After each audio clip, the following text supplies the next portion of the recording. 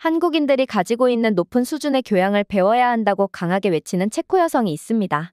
이 여성은 처음 한국에 왔을 때만 해도 우울한 마음에 하루하루 괴로웠다고 했는데요.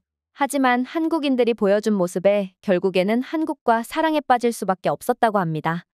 그녀가 한국에서 어떤 일을 겪었길래 그런 말을 하게 되었을까요? 지금부터 사연 만나보시죠. 안녕하세요. 저는 체코 출신의 마르샤라고 합니다. 저는 한국에서 살았던 경험이 있고 그 경험 덕분에 너무나 행복했던 기억이 있습니다. 지금은 다시 체코로 돌아가게 되어서 아쉬운 마음이 크지만 처음 체코에서 한국으로 떠날 때의 기분은 썩 좋지 못했습니다. 근무하고 있는 회사에서 한국으로의 파견을 제안받았습니다. 사실상 강제였는데요. 싫으면 회사를 그만두는 방법밖에는 없었습니다. 회사 동료들은 모두 결혼을 했거나 남자친구나 여자친구들이 있어서 파견을 떠나면 곤란하다는 핑계를 댈 수 있었는데 저만 유일하게 결혼도 하지 않았고 애인도 없기도 했고요. 그리고 저희 회사에서 수출하는 와인 제품을 한국에 잘 도착했는지 관리하고 한국에 있는 사무실에서 한국 거래처들에게 주문을 받으면 주문표를 본사로 보내주는 등 한국 지사와 체코 본사 간의 중간다리 역할을 하는 단순 업무였기 때문에 가정이 있고 없고 못해도 애인이 있냐 없냐로 파견이 결정될 문제이기는 했습니다. 결국에는 제가 한국에 가게 되었죠. 솔직히 한숨이 나왔습니다. 다른 사람들은 가정이 있어서 못 가기는 하지만 한국 정도면 좋은 나라 아니겠냐며 젊을 때 그런 경험 해보는 거라며 부럽다는 듯이 말했는데 저는 썩 기분이 좋지 못했어요. 저도 거의 30살이 다 되어가는 나이이고 이제 진짜 결혼을 해야 하는데 안 그래도 안 생기는 애인을 만들기 위해서 노력하고 있는데 한국에 가 있는 1년 동안은 체코에서 가정을 꾸릴 만한 좋은 사람을 만나기 어렵다는 생각에서였죠.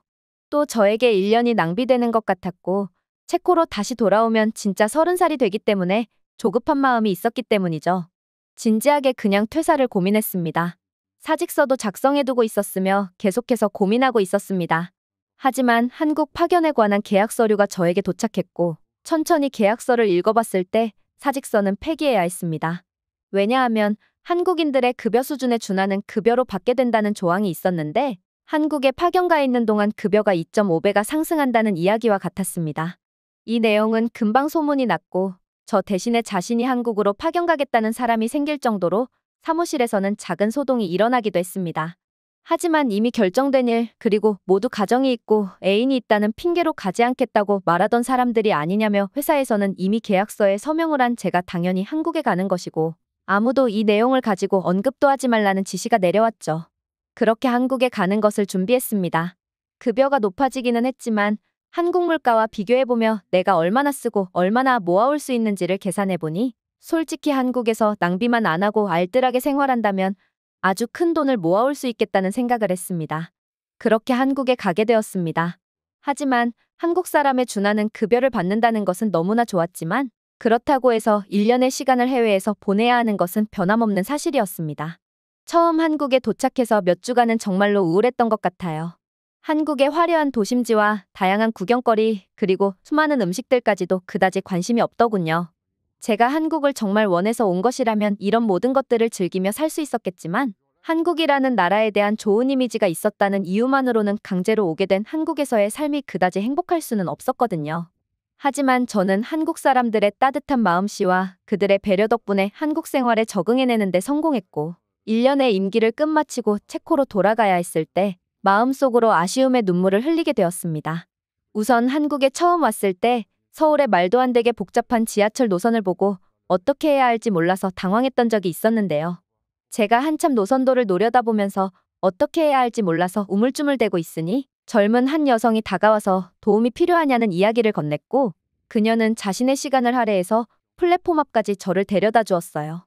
제가 한국에 방문한 외국인이라서 어려움을 겪는다고 생각하는 마음에 도와준 것이죠. 그리고 그녀의 배려는 너무나 따뜻했습니다. 그게 한국에서 처음 받아본 호의였죠. 그 다음 받아본 호의도 한국에 온 지 얼마 안 되었을 때의 이야기입니다. 외출을 해야 할 일이 있어서 외출을 하게 되었는데요. 분명히 집 밖을 나갈 때는 날씨가 맑았고 혹시나 하는 마음으로 찾아봤던 일기예보에서도 하루 종일 맑고 밝은 날이 이어질 것이라는 내용을 확인했습니다. 한국에서는 인터넷에 접속하기만 해도 그날의 날씨가 나오기 때문에 쉽게 날씨를 확인할 수 있거든요. 한국은 다양한 분야에서 선진국이고 날씨 예측 같은 기술에는 당연히 일가견이 있을 줄 알았습니다. 한국의 일기예보를 철석같이 믿었습니다. 하지만 볼일을 보고 집으로 돌아가려고 하던 때쯤 구름이 점점 많아지는 기분이었죠. 우산이 없었는데 비가 오면 어쩌나 싶어서 혹시나 하는 마음으로 핸드폰을 켜서 다시 날씨를 확인해 봤습니다. 오전에 봤던 것과 다르게 일기예보에는 구름 그림이 생겼더군요. 하지만 그래도 비가 온다는 이야기는 없었습니다. 갑작스럽게 변한 날씨는 한국의 기상예보도 무력화시키는구나 생각했습니다. 그래도 한국에서 날씨를 지속적으로 모니터링하는 사람들이 구름이 많은 상황임에도 불구하고 강수 확률은 매우 낮은 수치라며 적어놓았기 때문에 그것을 또 철석같이 믿었습니다. 하지만 이게 웬걸, 지하철을 타고 집 근처에 내리니 언제부터인지는 모르겠지만 비가 정말 미친 듯이 쏟아졌습니다. 분명히 일기예보에서는 안 온다고 했는데 한국 같은 나라에서 기상정보가 틀릴 것이라고 생각하지는 않았는데 말이에요. 일기예보를 너무 믿으면 안 되겠다는 생각을 했고 나중에 알고 보니 한국인들도 기상청 일기예보가 틀릴 때가 많다며 일기예보 이야기를 하면 화가 난다는 사람도 있었어요. 다시 돌아와서 저는 그렇게 지하철역 입구에서 비가 그치기만을 기다렸습니다. 사실 언제 그칠지도 모르지만 그렇다고 해서 엄청나게 쏟아지는 비를 맞고 집으로 가고 싶지는 않았습니다. 조금 더 기다려보고 그래도 안 된다면 그냥 맞고 가야겠다는 생각을 했을 때였습니다. 누군가 우산을 쓰고 자신의 손에는 우산을 들고 오더군요. 저는 그 사람이 자신의 친구나 가족을 마중 나온 줄 알았습니다. 하지만 그 남자는 저에게 왔고 저를 보며 우산이 없는 것 같아서 자신의 집이 여기 근처인데 우산을 챙겨왔다는 거예요. 저를 주려고 이렇게 다시 나왔다고 했어요. 너무나 감동이었습니다. 그 남자분 입장에서도 제가 낯설고 잘 모르는 사람인데 이렇게 모르는 사람이 곤경에 처한 것을 알고 도움을 주다니요. 덕분에 집까지 안전하게 갈 수 있었고 그의 호의에 큰 감사함을 느꼈습니다. 때문에 한국이라는 곳이 처음에는 무섭고 두려웠는데 사람들의 마음이 너무 따뜻한 것을 알고 그 무섭고 두려웠던 마음이 많이 없어졌던 경험을 했습니다. 물론 그 남성분에게는 반드시 보답을 하겠다며 연락처를 받아오기도 했습니다.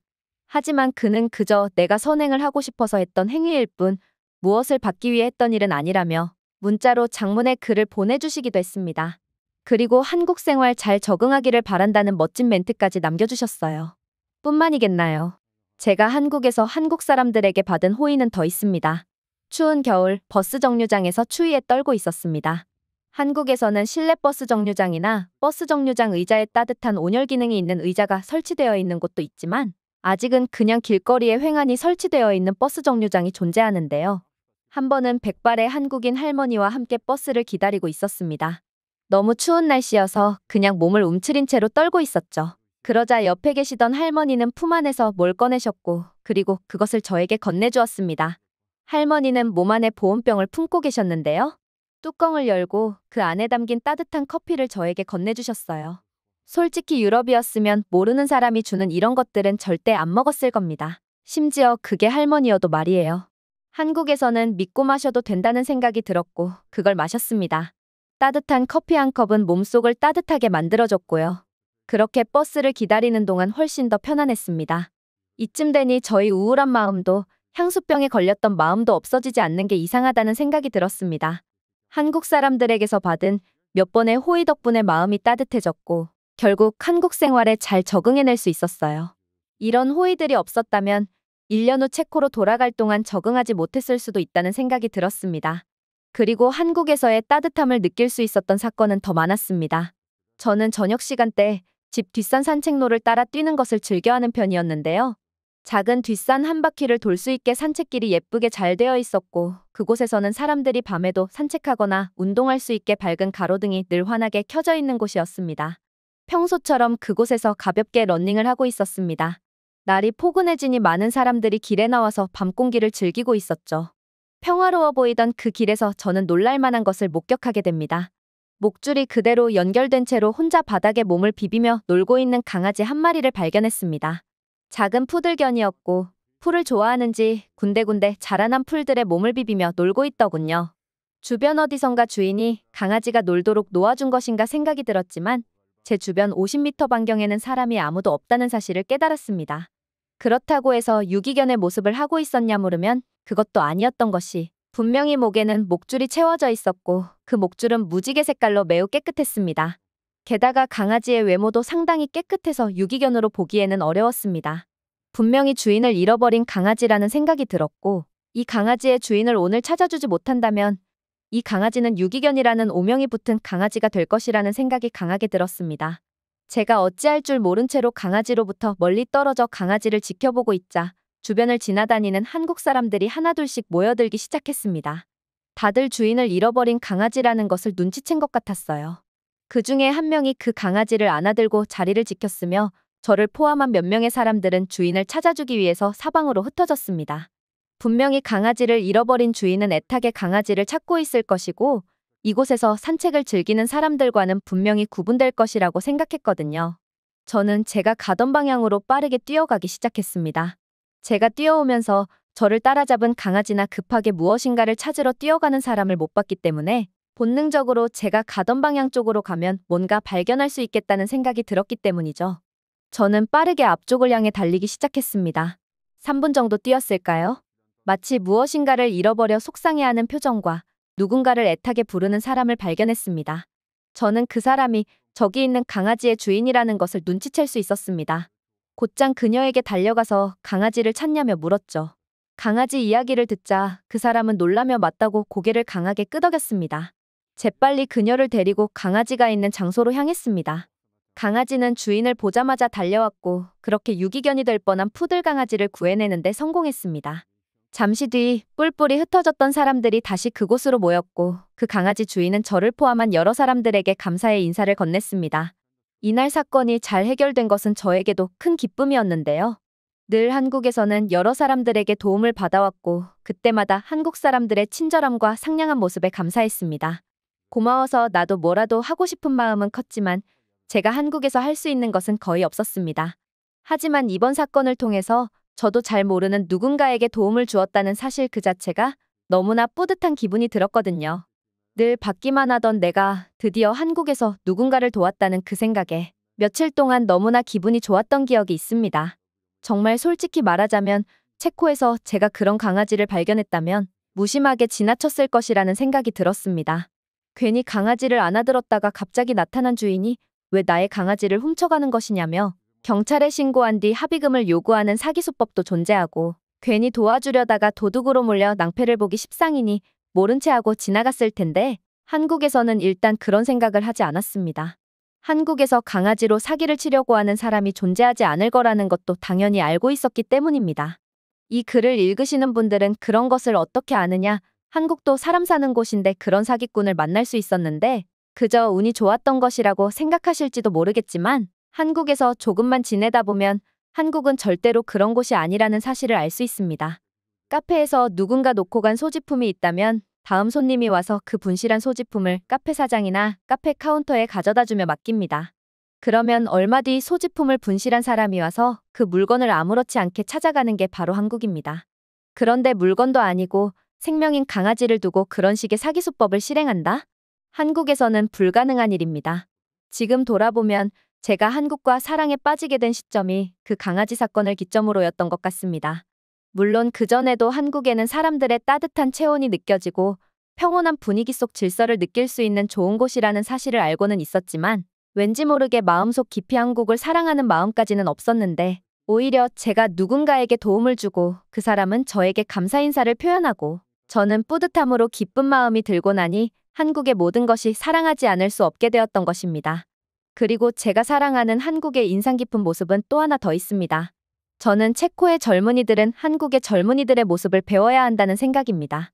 출퇴근을 위해 매일같이 버스를 이용하는 저에게 한국의 버스는 큰 감동을 주었던 장소입니다. 예전에 추워서 덜덜 떨고 있을 때 할머니가 건네주신 커피를 받았던 장소이기도 하고요. 그리고 한국의 버스를 이용하며 한국 사람들이 가지고 있는 어른에 대한 공경심은 정말 대단하다는 것을 느끼게 되는 일들이 많았거든요. 제가 살고 있는 동네는 가장 구석진 곳이라서 저는 항상 자리에 앉아서 이동을 할 수 있습니다. 점점 시내에 가까워질수록 버스 안은 가득 차고 시내에 도착해서 모든 사람들이 내릴 때 저도 같이 내리기 때문에 늘 버스에는 제 자리가 존재했습니다. 한 번은 늦잠을 자는 바람에 지각을 한 날이었습니다. 평소보다 늦은 시간에 버스를 타게 되었고 평소에는 보이지 않았던 한국의 고등학생들이 같은 버스에 탔습니다. 평소 이용하던 시간대와 다르게 다른 시간에 이용하니 못 보던 얼굴, 못 보던 사람들이 보이더군요. 그것마저도 즐거운 부분이었습니다. 그리고 시간대는 달라도 시내로 향할수록 버스의 승객들은 매 정류장마다 올라탔고 내리는 사람은 거의 없었습니다. 버스는 어느새 가득 찼습니다. 그때 제 눈앞에서 믿기 어려운 광경이 펼쳐졌습니다. 교복을 입고 저와 함께 버스를 탔던 그 학생이 할아버지에게 자리를 양보해줬습니다. 할아버지는 괜찮다고 웃으며 말을 했지만 학생은 끝내 자리에서 일어나 할아버지에게 자리를 비켜드렸습니다. 이럴 수가. 한국 사람들은 마음이 따뜻하고 다른 사람의 곤란한 상황에 그냥 지나치지 않는 사람들이 많이 있는 나라라는 것을 알고는 있었지만 이건 말도 안 되는 미친 일이라고 생각했습니다. 저는 눈이 휘둥그레졌고 머릿속이 복잡해졌습니다. 그리고 할아버지는 학생에게 가방을 들어주겠다고 했고 학생은 끝내 할아버지가 가방을 들어주겠다는 것을 거절했습니다. 제가 한국어에 조금 더 익숙하거나 한국 문화를 더 잘 알았다면 자신감 있게 그 학생에게 엄지를 세워 보여주었을 텐데 처음 보는 일이고 아직 한국 분위기를 잘 모르기 때문에 그냥 신기한 눈으로 가만히 보고 있었습니다. 그리고 버스는 시내까지 몇 정거장을 더 간 뒤 제가 버스에서 내릴 때 그 학생도 버스에서 내렸습니다. 할아버지도 함께 하차했고 하차한 뒤 오히려 학생이 할아버지에게 고개 숙여 인사하더니 횡하고 가버렸습니다. 사실 저는 지각하는 입장이라 버스에서 내려 뛰어갔어야 함에도 불구하고 그 모습을 지켜보느라 천천히 몸을 움직였고 그 여운이 가시지 않아서 결국 천천히 걸어서 회사에 도착했습니다. 한국에서는 이미 학생 때부터 그런 배려가 습관화가 되어 있는 듯 했습니다. 그리고 체코에서는 한 번도 본 적 없는 광경을 한국에서 목격하고 난 뒤 나도 다음에는 반드시 그런 행동을 하겠다고 생각도 했죠. 하지만 저는 오랜 기간 체코에서 살아왔던 사람이고 그 학생처럼 용기를 내지는 못했습니다. 저는 한국의 버스에서 할아버지에게 자리를 양보할 기회가 있었지만 그런 행동 자체가 너무 어색해서 결국 자리에서 일어나지 못하고 그냥 앉아 있었던 적도 있었어요. 지금 생각해보면 그냥 일어나 볼 걸. 한국에서는 그게 이상한 게 아니잖아. 이런 후회들이 남네요. 한국으로의 파견이 끝나고 저는 다시 체코로 돌아갑니다. 제가 겪었던 수많은 경험들을 통해 한국인의 따뜻한 마음과 높은 사회적 양심에 왜 한국이 그렇게나 존경받는 나라가 될 수 있었는지, 왜 한국이라는 나라를 소개하면서 예의가 있는 나라라는 표현을 언론에서 하고는 하는지 정확하게 알 수 있는 계기가 되었습니다. 이 자리를 빌려 그때 양보를 해드리고 싶었지만 못해드린 그 할머니와 할아버지께 제 마음이 조금이라도 전달되었으면 좋겠습니다. 정말로 비켜드리고 싶었는데 그 행동 자체가 저에게는 너무 어색해서 그렇게 해드리지 못했습니다.